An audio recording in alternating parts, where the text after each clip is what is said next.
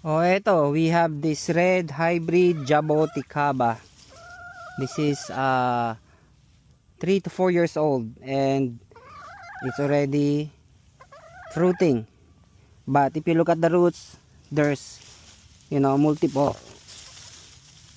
branches from the ground. So we're gonna split them up so we can propagate this red hybrid jaboticaba. So we'll split them up into two and then we'll split them up more. So I'm just using this bolo from Amazon.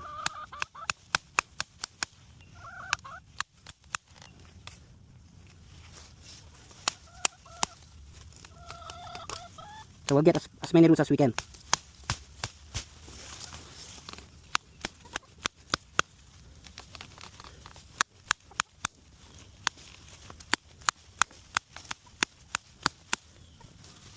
Propagated jaboticaba, I split them from the roots.